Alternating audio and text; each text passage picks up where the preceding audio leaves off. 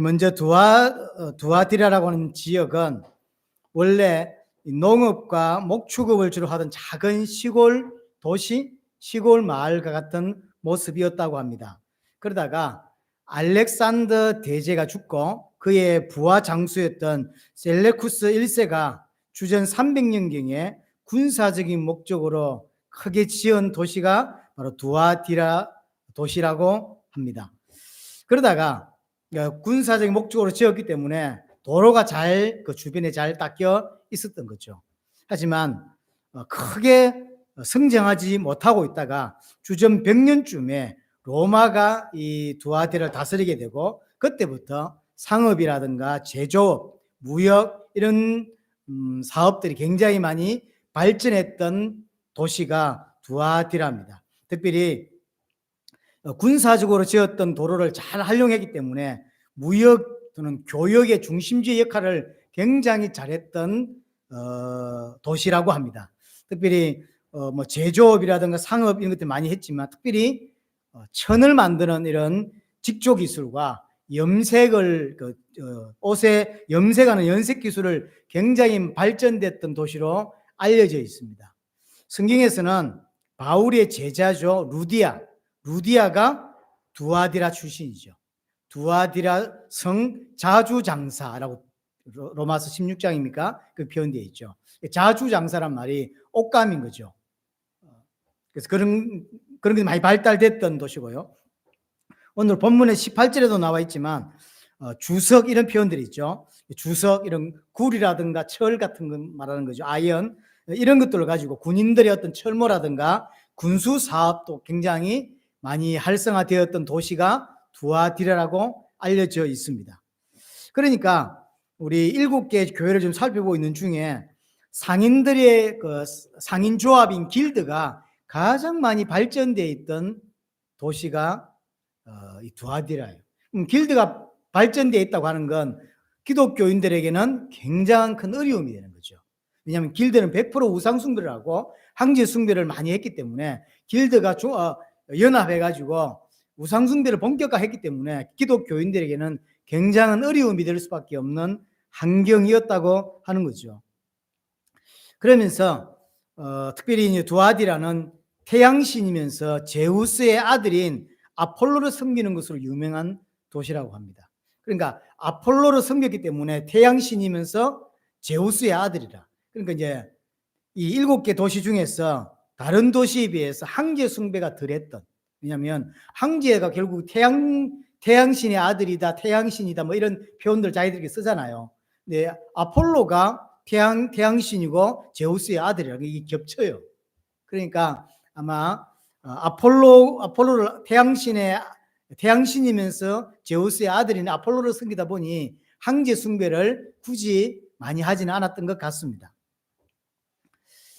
그래서 18절에 이게 그냥 말이 아니라 항상 당시의 어떤 모습을 가지고 당신의 어떤 그것을 설명을 하잖아요. 18절에 두아디라 교회 사자에게 편지하라. 그 눈이 불꽃 같고 그 발이 빛난 주석 같은 하나님의 아들이 이르시되, 예수 그리스도를 설명하는 두아디아의 편지를 쓰면서 당신의 모습을 이렇게 설명하고 있는 거죠. 빛난 불꽃 눈이 불꽃 같다라고 이야기하죠. 또 하나님의 아들이다라고 이야기를 합니다. 그러니까 어떤 이야기를 하고 싶은 거냐면 아폴로가 하나님의 아들이 아니라 예수 그리스도가 참 하나님의 아들이다라는 사실을 강조하는 거죠. 그럼 이 두아디라는 아폴로를 믿어야 될 게 아니라 생사의 주관자가 되시고 모든 것을 주관하시는 예수 그리스도를 믿어야 된다는 것을 강조하고 있는 거죠. 서론이지만 또 불꽃 같은 눈이라 그랬죠. 예수님이 모든 걸 꿰뚫어 보시는 그런 분이시다라는 거죠. 꿰뚫어 본다고 하는 건 결국은 심판과 함께 연결이 되어 있는 거죠. 특별히 오늘 본문에 나오겠지만 교회 안에 이 두아디라 교회 안에 이세벨이라고 하는 자칭 여자 선지자가 있었던 것 같습니다. 이 사람의 게임에 넘어가서 교회가 많은 환난을 당하고 있거든요. 어려움을 당하고 있거든요. 그것을 예수님이 너무나 잘 알고 있다라는 것이고 결국 그가 교회를 어렵게 만드는데 그에게 이 말 심판이 임박했다라는 것도 같이 설명해주고 있는 것이죠. 이 빛난 주석 같은 발이라고 그랬죠. 아까 말했던 주석은 군인들의 어떤 철모라든가 군사적인 어떤 군대에 필요한 것들을 만드는 재료들이거든요. 예수님이 그 빛난 주석 같은 발을 가졌다는 건 뭐냐면 모든 대적을 심판할 수 있는 만왕의 왕이시고 전쟁의 신이다, 뭐 이런 의미가 되는 거죠.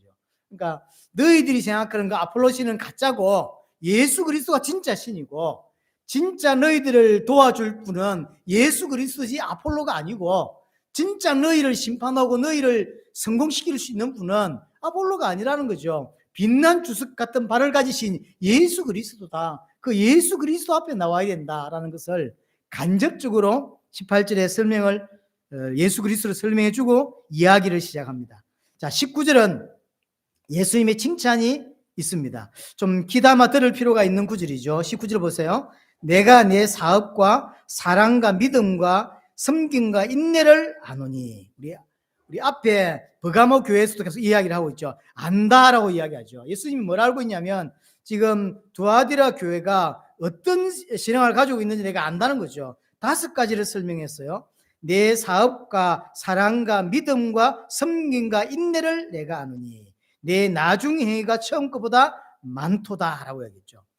우린 본받을 필요가 있는 내용입니다. 여기 이제 조금 하나 수정하고 가야 될 게 뭐냐면 내가 내 사업과 그랬죠. 사업이라는 단어가 실제 사업이 아니라 행위입니다. 그 뒤에 네 나중 행위가라고 되어 있죠. 같은 단어인데 앞에는 사업이라고 번역하고 뒤에는 행위라고 번역을 했는데요. 행위가 더 맞습니다. 쉽게 말하면 하나님께서 너희들의 행위를 아는데 그 행위가 뭐냐면 사랑과 믿음과 섬김과 인내다. 이게 칭찬의 내용이에요. 그래서 4가지 행위를 너무나 잘하고 있다는 거예요.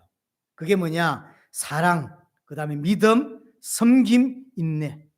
더 좋은 건 뭐냐면 내 나중 행위가 처음 것보다 많도다. 이런 걸 갖추고 있던 교회가 훨씬 더 시간이 지날수록 이게 더 든든하다는 거예요. 사랑이 더 풍성하고 믿음이 든든하고 섬김을 너무 잘하고 인내를 잘 갖추고 있는, 이게 에베소 교회의 반대죠. 에베소 교회는 처음에는 뜨거웠죠. 그러다가 시간 지나면서 그 처음 사랑을 다 잃어버렸거든요. 근데 이 두아디라 교회는 이 4가지 행위를 시간 갈수록 더 깊어지는 거예요. 참 좋은 교회죠. 이런 의미에서 참 본을 받을 만하다라고 생각이 되어지고 참 복된 교회다라고 생각이 들어지고요. 우리 교회 또한 이 4가지 행위를 마음에 담을 필요가 있습니다. 하나님이 이걸 참 기뻐하셨어요. 사랑, 그 다음에 믿음, 그 다음에 섬김, 그 다음에 인내. 더 좋은 건 시간 갈수록 이게 더 풍성해진다는 거예요. 꼭 마음에 담았으면 좋겠습니다. 자, 20절이죠. 이제 칭찬을 하시고 나서 크게 2번째로 이제 책망을 합니다. 20절. 그러나 그런 좋은 걸 가지고 있으면서도 내게 책망할 일이 있노라. 책망의 내용이 뭐냐면 자칭 선지자라는 여자 이세벨을 네가 용납함이니, 이 교회 안에 자칭 여자 선지자라고 하는 이세벨을 용납했다는 거예요. 그가 들어와서 교회를 가르치고 그 가르침에 동료되도록 냅뒀는데 어떤 결과가 벌어지냐면 그가 내 종들을 가르쳐, 그러니까 아마 교육자들, 그 다음에 어떤 지도자들을 가르쳤다는 이야기죠. 깨어서 행음하게 하고 우상의 재물을 먹게 하는도다.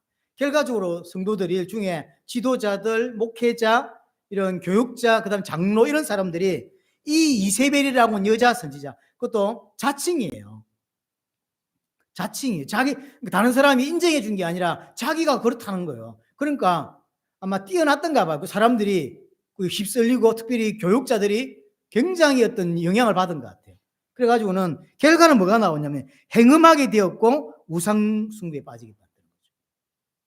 이게 여자 이세벨의 모습입니다. 자, 원래 이 사람 이름이 이세벨인지 아닌지는 잘 모르겠어요. 하지만 이세벨이라는 이름을 가지고 오늘 성경에 기록해 주고 있습니다. 이세벨은 원래 이방인이죠. 시돈 왕의 딸입니다. 그리고 나중에 북이스라엘 아합 왕의 아내가 되었던 사람, 그 사람이 이세벨이고 성경 안에서 가장 악녀로 이름 높은 사람이 사실 이세벨이죠. 결국은 자기가 섬기던 바알 우상을 이스라엘 안으로 가지고 들어왔고 북이스라엘이 완전히 우상 숭배에 멸망하도록 만들었던 장본인이 그 이세벨이거든요. 그 이세벨을 이름을 가지고 오늘 두아디라 교회 문제를 설명해 주고 있는 거죠. 그러면 이세벨의 가르침이 뭐냐? 오늘 행음하고 우상 제물을 먹게 했다는 걸 기준으로 볼 때 열왕기하 9장 22절을 참고하시기 바랍니다. 여기 이제 예후하고의 어떤 대화인데 어떤 이야기, 이세벨은 음행과 술수가 많다는 표현을 써요. 이게 아마 같이 나오는 것 같아요. 그래서 이세벨은 음행을 하고 그 다음에 술수란 말은 주술사들이 하는 어떤 주술이에요. 그런 걸로 봤을 때 이 이세벨은 교회 안에서 상당한 신비적인 능력이나 기적들을 행했던 것 같아요. 마치 주술사들이 어떤 이상한 어떤 행위를 하고 어떤 기적을 일으키는 것처럼 이세벨이 그런 능력이 아마 있었던 것 같습니다. 결국은 그러면서 자칭 선지자라고 그랬잖아요. 선지자란 이야기는 말씀을 가르친다는 거예요. 그러니까 예언을 한다는 거죠. 말씀을 가르치고 예언을 하는데 쉽게 말하면 내가 하나님께 직통 계시를 받아서 너희 각각에게 어떤 필요한 이야기를 해주는 거죠. 이게 너무나 그 개인들에게 어떤 답으로 왔던가 봐요. 그래서 지도자들 동안 내 종들이라고 그랬잖아요. 교회 안에 지도자들 좀 나름 위치에 있는 사람들이 영향을 너무 크게 받았고 그 사람들이 그 이세벨 가르침에 빠져버린 거예요. 그러니까 우상 숭배까지 하게 되는 일이 벌어지게 된 거죠. 항상 지금 음행은 우상 제물과 함께 나오죠. 24절에 지금 두아디라 교회 문제가 결국 24절이죠. 하여튼 잘못된 가르침에 이제 빠지게 된 거죠. 제가 이걸 준비하면서 이 땅의 교회 또한 이세벨의 가르침에 따르는 교회들이 많다고 생각이 들어집니다. 오늘 본문을 통해서 알 수 있는 이세벨의 가르침은 첫 번째가 뭐냐면 능력을 나타내는 거예요. 능력을 나타내주고 기적을 보여주면서 그걸 하나님의 역사라고 이야기를 해줘요. 근데 사람들이 따라갈 수밖에 없는 거예요. 제가 운전을 하면서 안산에도 이렇게 다니다 보니까 뭐가 보이냐면 어떤 예배를 강구하면서 주의 능력이 임하는 예배 이래가지고 무슨 금요일 밤 몇 시 뭐 이런 식으로 이렇게 막 써놨어요. 그 사람들은 그게 굉장하다고 생각하는 거예요. 지금 가장 사람들이 빠지기 쉬운 게 그겁니다. 어떤 능력을 보여주고 어떤 기적을 보여주면서 이게 하나님의 역사다라고 말하는 거예요. 사람들이 따를 수밖에 없는 거죠. 지금도 막 예배 시간마다 치유의 어떤 능력이나 어떤 방언의 어떤 능력이나 은사라든가 기적을 자꾸 따르게 만듭니다. 그래서 뭐 은사를 방언을 하게 하는 연습도 하고 방언은 하나님이 주신 선물인데 연습을 시켜서 방언을 한다는 자체가 틀린 거죠. 근데 그걸 틀렸다고 못 보는 정도가 벌써 얼마나 사람들이 영적으로 문외한이냔 말이에요. 지금도 교회 안에 많은 어떤 이런 치유의 능력이나 어떤 은사나 방언이나 이런 걸 보여주면서 따라오게 만들어요. 그게 지금 이세벨의 가르침입니다. 그게. 지금 보세요. 이 땅에 대한민국 교회 중에 얼마나 많은 교회가 그렇게 빠져 있습니까? 또 하나가 뭐냐면 하나님의 말씀을 가르쳐서 이세벨이 했잖아요. 이게 선지자라고 했잖아요. 예언을 하는 것이고 말씀을 전하는 거거든. 그러니까 하나님의 말씀을 가르치는 척 하면서 결과적으로 어떤 결과가 나왔죠? 우상을 숭배하게 만들었어요. 우상을. 그러니까 결과적으로 유추해 볼 수 있는 게 뭐냐면 완전히 다른 이야기를 한 것 같지 않아요. 이제 예수 믿을 필요 없다. 예를 들어서 이렇게 해야 된다. 이렇게 설명한 게 아닌 거죠. 성경을 가지고 하나님을 이야기하면서 우상 숭배에 빠지게 만들었다고. 자, 그럼 우리 십계명할 때 이야기 좀 했는데 우상의 본질이 뭐죠? 너희를 위하여 새긴 우상을 만들지 말고 그랬죠.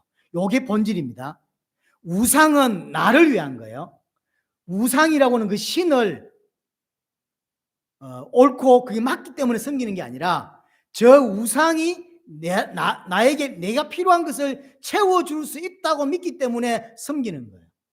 그럼 결국은 하나님 이야기를 하면서 그 하나님이 내 필요한 걸 채워주신다라고 가르친 것이고, 그래서 마치 출애굽기 32장에 출애굽에 나온 이스라엘 백성이 모세가 시내가서 내려오지 않으니까 금송아지를 만들어 놓고 여호와라고 그러죠.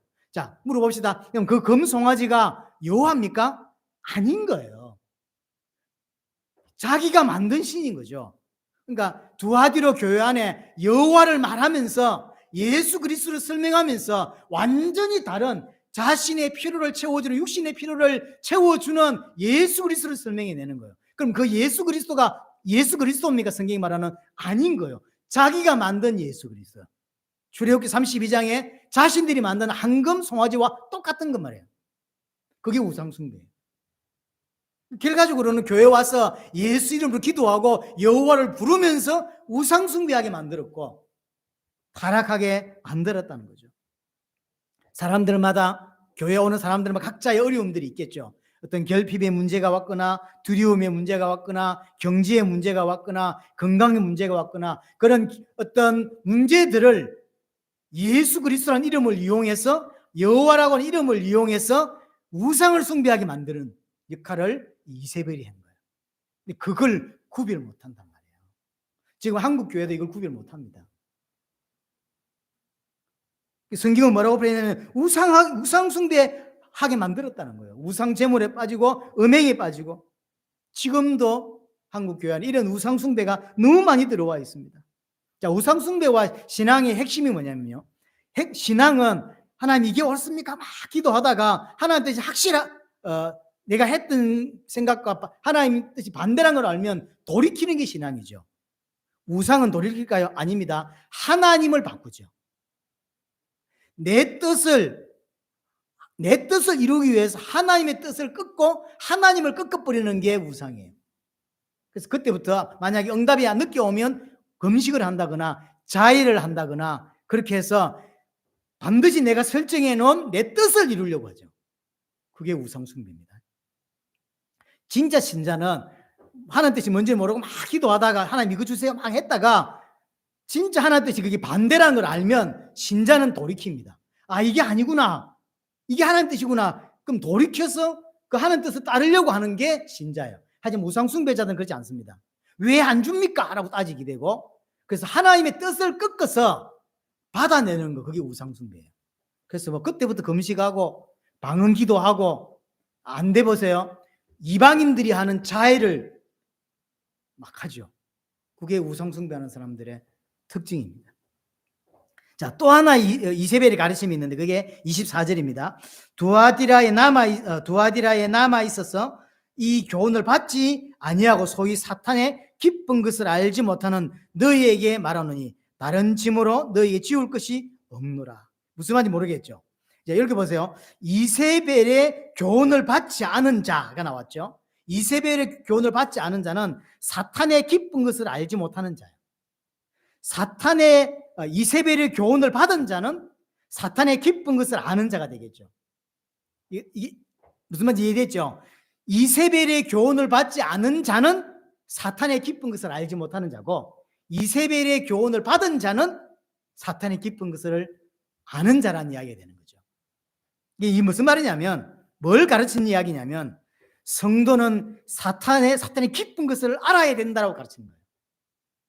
쉽게 말하면 세상을 살리려면 세상 안으로 들어가야 되고 세상을 이해해야 된다는 거죠. 그래서 세상을 이해시키기 위해서 청년들을 데리고 술집에 가고요. 근데 그들이 주장이 뭐냐면 이거예요. 세상을 알아야 돼. 세상을 건지려면 세상을 알아야 돼. 그래서 밑에 청년들, 밑에 청소년들을 세상 알기 위해서는 술도 배워야 돼. 그래서 자기들을 데려가서 술 먹이고요. 말이 됩니까? 이세벨이 가르칩니다. 이세벨이 그렇게 가르쳤다고. 세상의 정인 되려면 세상을 이해해야 될 거 아니냐라고 이야기한 거죠. 그래서 오늘 다시 보세요. 24절에 하는 이야기 뭐냐면, 그 이세벨의 교훈을 받지 않아 남아있는 자들이 있는 거죠. 교훈을 받지 아니하고 소위 사탄의 기쁜 것을 알지 못하는 너희요. 교회 안에 가르침에 이제 이게 잘못된 거다 생각해서 그 가르침에 참여하지 않은 사람들이 있는 거죠. 사탄의 기쁜 것을 너희는 모른다라고 비난을 받았던 것 같아요. 그 사람들을 빗대어서 설명해주고 있는 거죠. 참 말도 안 되는 일이 그러면서 뭐라냐면 우리는 정말로 예수 그리스도를 알지 않냐. 예수가 그리스도는 복음을 안다. 그러니 어떤 문화, 어떤 곳에 들어가도 전혀 영향받지 않는다. 내가 술 먹는다고 구원이 취소되겠냐? 우리가 저 술집에 가서 교역자 회의한다고 구원이 취소되겠냐? 우리가 그런 시시한 구원을 받다고 생각하냐? 이러면서 청년들을 막 끌고 다니고 자기들끼리 모이면 반드시 술 먹습니다. 이걸 청년들도 배워가지고요. 청년의 임원 회의를 하는데 술부터 사요. 자기들끼리 뭐 임원회 수련회 같은 것도 하잖아요. 그럼 4-5명, 6명 어디 가서 콘도 잡아놓고 2박 3일씩 1박 2일씩 수련회도 하고 이렇게 하는데 청년들이 모여서 술부터 말이 됩니까? 두하디아 교회가 길드가 많이 활성화되어 있었다 그랬죠. 근데 이제 길드가 활성되어 있으니까 뭐가 문제냐, 뭐가 고민이냐면 길드가 잘 활성될수록 우상숭배가 심하다고.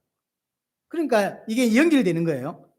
길드 중심으로 우상숭배가 심해지니까 이세벨이 뭐라고 가르치냐면 우상숭배 참여해라. 우리는 완벽한 구원을 받았다. 너희가 우상숭배 참여하고 술 먹고 거기 절하고 한다고 해서 너희 구이 취소되는 게 아니다. 상관이 없다. 그러니까 이제 이게 억눌렸던 사람들, 또 밥을 먹고 돈을 벌고 살아야 되는데 우상숭배 때문에 직장 좋은 거 가질 수 없죠. 돈을 많이 벌 수 없죠. 왜냐, 연합이 안 되니까. 근데 이세벨이 교회 와서 그렇게 가르치니까 야, 진짜 자유하다. 진짜 진리가 너희를 자유케 한다더니 진짜 이런 생각이 되는 것 같아요. 그래서 막 우상숭배하고 그들과 함께 우상숭배하고 그래서 넣은 음식 먹고 이렇게 막 그런 음행도 같이 저지르고 그러면서 자유함을 느끼는 거예요. 우리가 너무 율법적이었구나. 이제 해방감을 느끼는 거예요. 그러니까 어찌 되죠? 그러니까 장소도 잘 돼서밖에 봐라, 하나님이 축복하신다. 옛날에는 직장 다 잃어가지고 우상숭배 안 하려고 하니까 근데 이제 우상숭배 같이 해주죠. 같이 술 먹죠. 같이 타락해주죠. 그러니까 길드에 참여가 되죠. 그러니까 이제 그들이 도와주고 하니까 장사 잘 될 수밖에. 그러니까 막 옛날에는 겨우겨우 돈 벌고 밥 겨우 먹고 살았는데 이제 막 헌금도 팍팍 하는 거야 이제. 돈을 많이 버니까. 야, 이거다. 이게 신앙이다. 진짜 자유함이라는 게 이거다. 우리가 몰랐구나. 우리가 너무 율법적이었구나. 이렇게 깨닫는 거예요. 그래서 우상숭배에 참여하게 만들고, 왜냐, 우리가 받은 구원은 시시하지 않다고 하면서 우상에 뭐 이렇게 무슨 행상 만들어 놓고 거기 절한다고 진짜 그게 신이냔 말이에요. 그 신 아니니까 상관없다. 그 억누르던 사람들이 너무 속이 시원한 거죠. 그래서 돈도 잘 벌지, 세상에서 인정받지. 이제 말은 맞죠. 세상을 복음으로 살리려면 세상을 알아야지 이러면서 그들 그 이해하고. 여러분들이 믿음으로 살아갈수록 사람들에게 어떤 평가를 듣냐면 너무 고지식하다, 너무 고리타분하다, 앞뒤 말이 안 통한다, 이런 말들을 듣죠. 근데 그걸 다 틀어버리고 같이 막 술잔 말고 할렐루야 하면서 자기들끼리 하나님을 위하여 이러면서 청년들이 그런다니까요. 여호와를 위하여 하면서 술 먹고. 그게 이세벨의 가르침이에요. 이상한 논리를 가지고 행음하고 우상숭배하게 빠지고. 더 중요한 이야기 해보십시다. 24절 보세요. 처음에 두아디아에 남아있어 이 교훈을 받지 아니한. 그렇게 많은 사람들이 영향을 받고 우상숭배에 빠져버렸는데 남아있는 사람들, 이 가르침에 동참하지 않은 사람이 있어. 이걸 보고 말하죠. 남은 자라. 여기 남아있으라고 되어 있지만 정확하게 영어로 렘넌트라고 되어 있어요. 남아있는 자, 남은 자. 남은 자가 뭐냐면 후대 아이 그게 아닙니다. 렘넌트라는 이야기는 남아있다, 남은 자라는 이야기는 후대를 말하는 게 아니라 하나님이 올바른 믿음을 가지고 하나님만 의지하도록 하나님이 남겨놓으신 자가 있는 거예요. 그 사람이 남은 자입니다. 그래서 진짜 하나님이 남겨놓은 자가 교회입니다. 근데 지금 현재 교회 안에 남은 자와 남은 자가 아닌 자가 섞여 있을 뿐이지 진짜 남은 자는 교회예요. 그래서 이 진짜 교회는 이세벨의 교훈을 따르지 않는 것이고 세상과 싸우고 죄와 싸우고 나의 연약함 때문에 하나님을 더 의지하고 우상 숭배를 멀리하는 그 사람이 남은 자입니다. 그러면서 오늘 두아디아는 특별히 4가지를 잘했다고 했잖아요. 사랑과 믿음과 섬김과 인내, 이것으로 성장해가고 있는 거죠. 지난주도 말씀드린 버가모도 똑같지만 같은 교회 안에 이렇게 나뉘는 거예요. 이 두아디아 교회도 이 4가지로 성장하고 더 나아지고 남은 자가 있고, 반대로 이세벨의 가르침에 혹해서 넘어가고 음행하고 타락한 자고 타락하고 우상숭배에 빠진 자가 있는 거예요. 항상 교회는 2 종류가 있습니다. 자, 우리처럼 작은 교회도 반드시 2 종류 사람은 있습니다. 우리가 모를 뿐이에요. 남은 자가 있고 하나님과 상관없는 자가 있어요. 교회 안에. 중요한 건 이 남은 자는 항상 소수예요. 그렇죠. 오늘 오전 예배에 통해서 스가랴 11장에도 보면 정말로 참 목자가 예수가 이 그리스도고 메시아다라고 알아본 사람이 소수죠. 오늘 본문에서도 이야기하는 게 남은 자는 소수입니다. 교회 안에 2 종류의 사람이 있는데 그 이세벨의 교훈을 따르지 않는 자, 남은 자고 그게 소수입니다. 근데 왜 대부분은 이세벨의 교훈을 따를까요? 그게 좋으니까요. 그게 편하니까요. 신앙 지키면서 요구도 묻고 비난받고 손가락질 당하고 힘들게 살기보다 적당하게 대우받고 훨씬 편하단 말이에요. 같이 술 먹어주고 같이 통하고. 자, 21절 23절에 보면 하나님이 그 이세벨에게 회개할 기회를 줬다고 이야기를 합니다. 자, 21절 내가 그에게 회개할 기회를 주었으되 자기의 음행을 회개하고자 하지 아니하는도다. 이게 어떤 것으로 가지고 했는지는 모르겠지만 아마 다른 선지자가 나타났거나 교회 안에 중요한 인물이 이야기했거나 하여튼 이세벨에게, 자칭 이세벨에게 회개할 수 있는 기회를 줬대요. 근데 회개하지 않더라는 거죠. 자, 구약의 이세벨도 마찬가지죠. 구약의 이세벨과 그 이세벨을 따르는 그 바알 선지자 850명과 엘리야가 850대 1로 싸우게 됐죠. 결국 어떻게 됐습니까? 엘리야의 기도대로 하나님이 불을 임하게 하셨고 그리고 850명을 다 죽여버리죠. 그래서 이세벨이 하나님 역사를 보게 됐어요. 이거는 다른 게 아니라 진짜로 엘리야가 믿는 여호와 하나님이 진짜 하나님이라는 사실을 이세벨은 봤어요. 그럼 회개해야 될 거 아닙니까? 회개 안 합니다. 도리어 엘리야를 죽이려고 하죠. 그래서 엘리야가 결국은 도망갈 수밖에 없는, 하나님께서 은혜를 주셔서 40주 40야를 달려갈 수 있는 힘을 베풀어 주시죠. 그 이야기 배경 그 뒤에 나와요. 그러니까 어마어마한 하나님 역사를 보고 무릎 꿇려면 안 꿇었다니까요. 여러분 생각할 때 하나님 역사를 이 파주에 보여주면 와 진짜 하나님이 살아계시구나 해서 믿을 것 같지만 그렇지 않습니다. 안 믿어요. 이세벨도 안 믿고 오늘 본문에서 나오는 두아디아 안에 있는 자칭 이세벨도, 자칭 선지자 이세벨도 안 회개하지 않는 것입니다. 도리어 핍박하죠. 그래서 하나님이 뭐라고 이야기하냐면 22절 보세요. 볼지어다 내가 그를 침상에 던질 터이요. 그래서 하나님이 심판하신다는 얘기예요. 던진다는 이야기는 심판을 의미하는 이야기입니다. 침상에 던지겠다라고 이야기하죠. 이 침상에 던진다는 이야기는 병들어서 죽게 만든다는 이야기예요. 이게 병이 들어서 아무것도 못해. 침상에만 누워 있는 거죠. 그래서 하나님께서 질병을 주신다. 그걸로 심판하신다는 이야기고요. 계속해서 읽어보시면 더불어 가늠하는 자들도 만일 그 행위를 회개하지 아니하면, 두아디라 교회 안에 이 이세벨 때문에 교회가 난리가 난 것 같아요. 한쪽은 신앙을 점점 성장해간 사람이 있는데 반대로 음행하는 사람들이 등장하고, 왜냐하면 자유를 얻었거든. 자유한다는 거예요. 그래서 그 사람들에게 회개할 길을 줬죠. 가늠한 자들도 만일 그 행위를 회개하지 아니하면 큰 환난 가운데 던질 것이다. 하나님이 큰 환난을 주어서 심판하시겠다라고 하는, 던진다는 이야기는 심판한다는 이야기죠. 23절 또 내가 사망으로 그의 자녀를 죽이리니, 자녀를 죽이겠대요. 자, 구약의 이세벨 잠깐 다시 돌아가서 이세벨의 아들이 요람입니다. 요람은 어떻게 죽죠? 예후가 쏜 화살에, 그게 성경에 그 염통이라고 되어 있던가요? 염통이 찔려서 적사하죠. 이세벨의 아들은 그렇게 죽습니다. 이세벨은 어떻게 죽습니까? 예후가 갔는데 넷이가 나오죠. 넷이한테 이야기합니다. 하나님 앞에 설자 나오라 그랬더니 넷이 2명인가 이렇게 나옵니다. 그래서 그 명령, 예후의 명령을 받고 아마 좀 높은 데 이세벨이 좀 있었던가 봐요. 넷이가 이세벨을 만나기 쉽죠. 왕궁이 잘 아니까. 그래서 이세벨은 별 의심 없이 넷이를 만난 넷이 둘이 와서 이세벨을 집어 던져버렸죠. 던지니까 높은 데서 떨어졌는가 봐요. 몸이 터져버린 거예요. 그래서 나중에 가보니까 머리하고 팔하고 다리만 남아있다 그랬어요. 그러니까 이 중앙부가 다 터져버린 거죠. 그리고 나니까 나중에 개가 와서 그걸 먹었다고 돼 있어요. 그게 이세벨의 마지막이죠. 그럼 이세벨 자녀들, 나머지 자녀들은 어찌 되죠? 자녀가 보면 70명이라고 돼 있어요.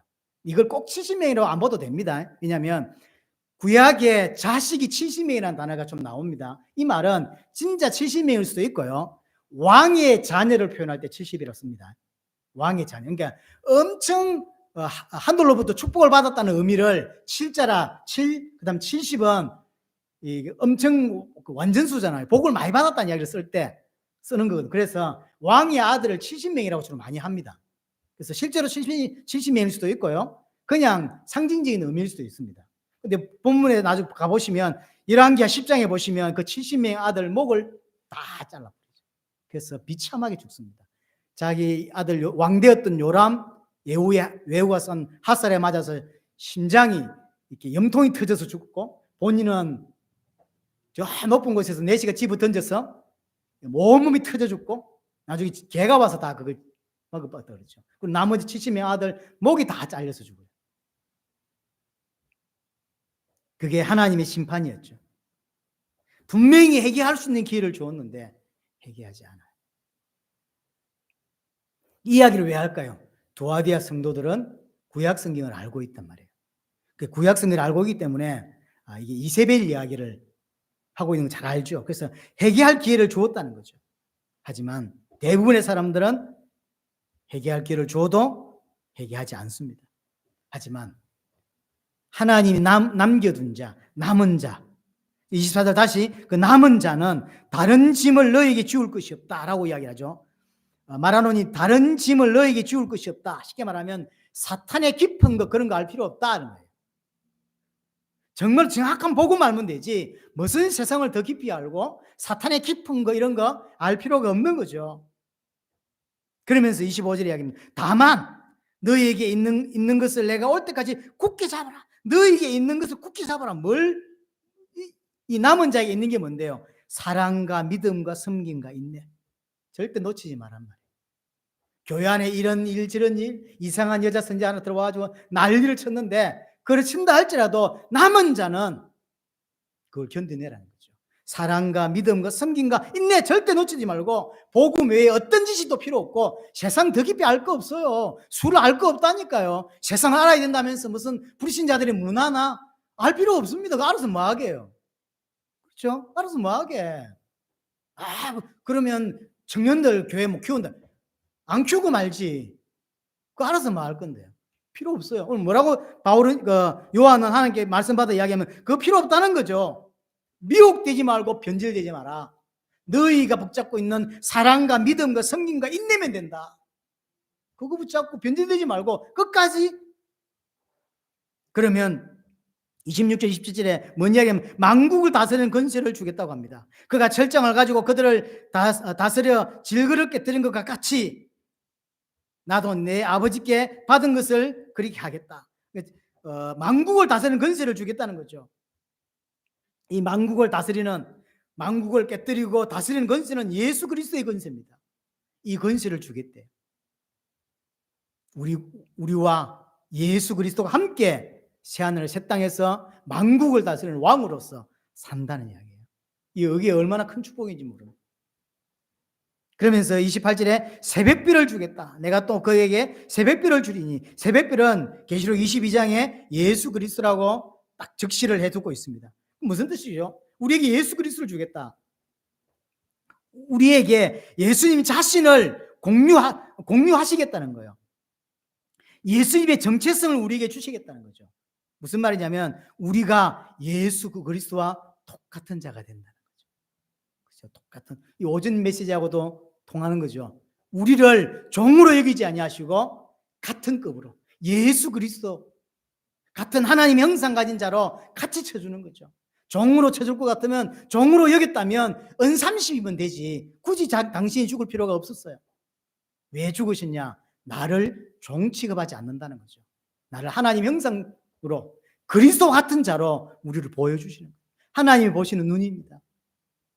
여러분이 어떤 일이 있든 상관없이 하나님은 우리를 어떻게 보고 계시냐면 예수 그리스도와 같은 자로. 이 말은 우리가 하나님이 된다는 이야기가 아닙니다. 마치 예수 그리스도가 하나님 형상이고 우리가 하나님 형상이듯이 그렇게 우리를 인정해 주신다라고 하는 것입니다. 이 남은 자, 하나님께서 남겨놓으신 자만 결국 하나님께로 돌아오게 되는 거죠. 자, 그러면 마지막에 남은 자인지 아닌지 어떻게 아냔 말이에요. 말씀을 전해보면 합니다. 모든 답이 여기서 다 나와요. 그래서 남은 자는 말씀을 대하는 게 다릅니다. 교회를 오래 다녔고 목사라고 박사를 할지라도 하나님 말씀을 대하는데 가슴 뛰지 않고 말씀을 깊이 받지 않고 하늘의 소망을 받지 않는 자는 남은 자가 아닙니다. 완전 새신자라 할지라도 교회를 너무 알지 못하는 자 할지라도 말씀 받을 때 가슴이 뛰고 말씀 대하는 자세가 달라요. 그 사람이 남은 자예요. 그렇죠? 세계복음화의 방법입니다. 그래서 훈련 잘 받는 자, 순종하는 자를 훈련시키는 게 아니라 진짜 말씀의 생명을 걸고 말씀에 답을 얻는 자가 그 나라를 살릴 수 있는 제자예요. 단순히 순종 잘하는 자가 아닙니다. 그래서 말씀 받는데 그렇게 그닥 행복을 느끼지 못하고 말씀 배우고 하나님 알아가는 그닥 그렇게 기쁨을 느끼지 못하는 자는 남은 자가 아닐 가능성이 사실은 커요. 그래서 말씀을 전해보면 아는 것이고, 그래서 교회는요 말씀을 계속 선포하게 해요. 그럼 두 가지 현상이 벌어지는 거예요. 하나는 남은 자는 말씀으로 계속 성장하는 일이 벌어지고 구원을 완성해가는 일이 벌어지고, 하나는 분리가 돼요. 말씀을 듣기가 힘들어요. 다른 거는 재밌어 합니다. 하지만 말씀은 힘들어하게 돼 있어요. 그래서 말씀을 제대로 받는 자는 자신을 부인하고 온전히 그리스도를 따르는 자가 되는 것이거든요. 우리 하나빛 교회 이번 주 우리 2부에 주신 메시지입니다. 두아디아 교회가 참 좋은 장점을 가지고 있고요. 반대로 말도 안 되는 가르침에 휩쓸렸어. 왜 휩쓸렸겠어요? 그만큼 깊이가 없었던 거죠. 아니면 남은 자가 아니었던 거죠. 그래서 휩쓸렸으면요 많은 중직자와 내지는 나름 이렇게 위치에 있던 사람들이 우상숭배에 빠지고 우상제물에 빠지고 이상한 자유함을 느끼고, 그런 자유함을 느끼면 안 돼요. 차라리 부담을 느껴야 되고 눌려야 되는 게 맞지. 이상한 자유함을 느껴서 마음대로 범죄하고 우상숭배에 빠지고 이상한 논리를 이야기하고 그건 틀린 것입니다. 우리 하나빛 교회가 올바르게 말씀을 받는 교회가 되기를 원합니다.